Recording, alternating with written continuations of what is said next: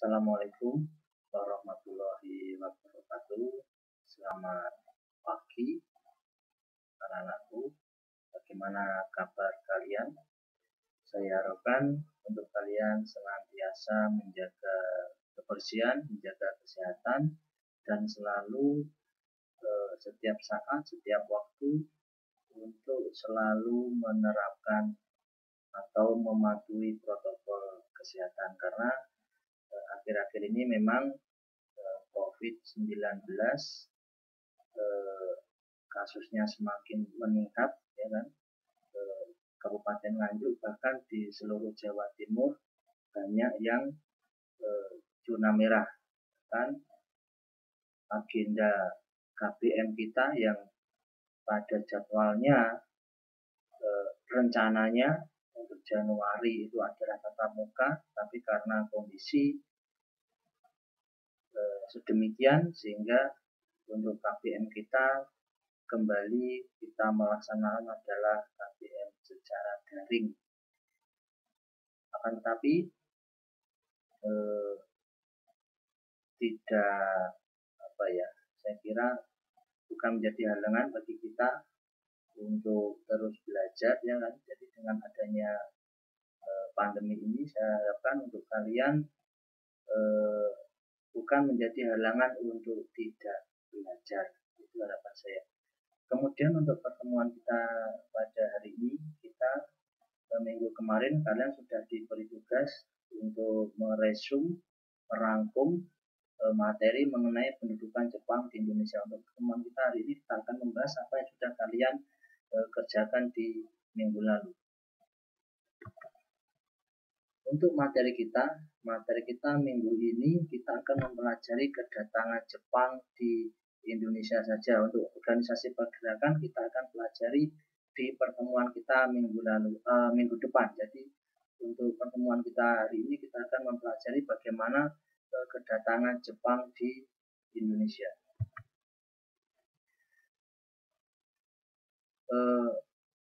Kita ketika berbicara mengenai Jepang, jadi Jepang merupakan negara Asia, satu-satunya negara Asia yang menjajah wilayah negara-negara di kawasan Asia Pasifik yang meliputi Korea, kemudian Cina, kemudian Indonesia, bahkan negara-negara di Asia Tenggara itu dikuasai oleh Jepang. Kemudian kenapa kok Jepang ini bisa menguasai atau begitu superior, dan bahkan Jepang bisa mengalahkan Amerika Serikat ketika Jepang menyerang pangkalan militernya di Pearl Harbor. Itu kenapa Jepang menyerang pangkalan militer Amerika Serikat itu sebagai memang Jepang punya maksud kenapa kok harus menyerang pangkalan militer Amerika Serikat, karena memang pangkalan militer Amerika Serikat di Pearl Harbor di Hawaii itu sebagai batu sandungan Jepang apabila Amerika Serikat tetap berada di situ. Jadi ketika Jepang menyerang Pearl Harbor itu dengan tujuan agar memudahkan Jepang untuk menguasai Asia Pasifik. Kemudian ketika sudah berhasil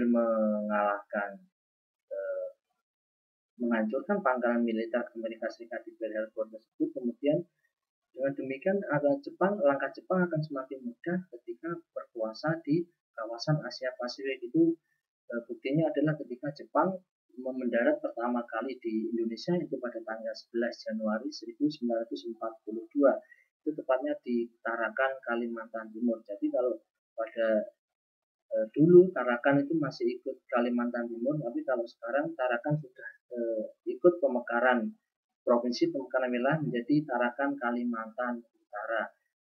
Kemudian setelah berhasil mendarat, kemudian sangat cepat sekali Jepang berhasil melumpuhkan kota-kota besar di Indonesia, bahkan berhasil memukul mundur kekuatan militer di Hindia Belanda. Itu buktinya pada tanggal 8 Maret 1942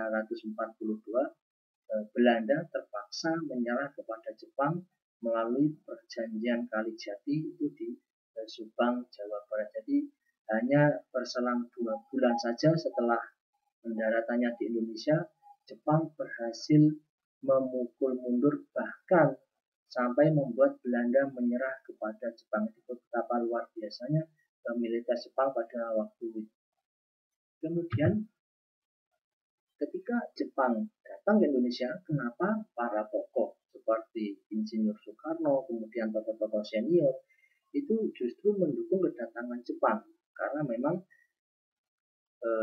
tujuan Jepang datang ke Indonesia itu adalah membantu Indonesia dalam mengusir Belanda dan juga membantu Indonesia lepas dari penjajahan bangsa Barat.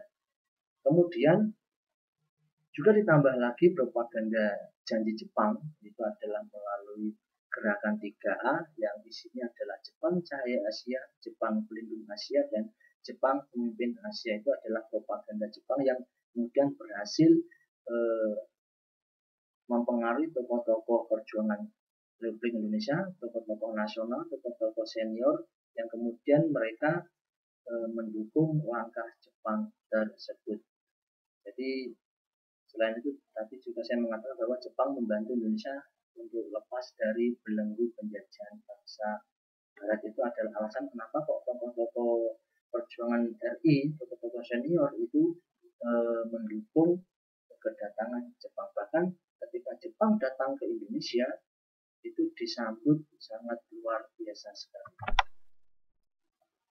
Kemudian langkah Jepang ketika berhasil mempengaruhi Indonesia, atau kasarannya adalah berhasil menguasai wilayah Indonesia dan berhasil mengusir Belanda, itu adalah Indonesia dibagi menjadi 3 wilayah militer, yaitu adalah Asam Sudan, itu adalah tentara ke-16 untuk wilayah Jawa dan Madura, itu pusatnya berada di Jakarta. Kemudian Tomi Sudan, itu tentara ke-25 untuk wilayah Sumatera, berpusat di Bukit Tinggi, dan Armada Selatan kedua untuk daerah Kalimantan, Sulawesi, kemudian Maluku, juga Sunda Kecil, itu meliputi Bali sampai Nusa Tenggara, itu berpusat di Makassar. Jadi Indonesia dibagi menjadi 3 wilayah militer oleh pasukan pertahanan atau tentara oleh masa pendudukan Jepang. Kemudian selain membentuk pertahanan, Jepang juga membentuk Osamu Seirei, itu adalah undang-undang bentukan tentara ke-16. Jadi selain sudah berhasil menguasai wilayah, kemudian mereka membuat suatu undang-undang, membuat aturan, yaitu adalah isinya antara lain jabatan Gubernur Jenderal dihapuskan dan digantikan oleh Panglima Tentara di Jawa, pusatnya di Jawa. Kemudian pejabat pemerintahan sipil tetap diakui dengan catatan mereka, jadi pemerintah sipil pada masa Belanda tetap diakui dengan catatan mereka setia kepada tentara pendudukan Jepang. Kemudian yang ketiga, badan-badan pemerintahan dan undang-undang pada masa pemerintahan Hindia Belanda tetap diakui secara sah selama badan-badan pemerintahan tersebut tidak melenceng atau tidak melawan pemerintahan pendudukan Jepang. Jadi tetap diakui secara sah. Kemudian susunan pemerintahan militer Jepang itu antara lain Kun Shireikan, itu adalah Panglima Tentara atau Seiko Shikikan, atau Panglima tertinggi itu sebagai kepala pemerintahan. Jadi Panglima tertinggi itu adalah Kun Shireikan atau Seiko Shikikan, itu dijabat oleh Jenderal Hideyoshi Imamura.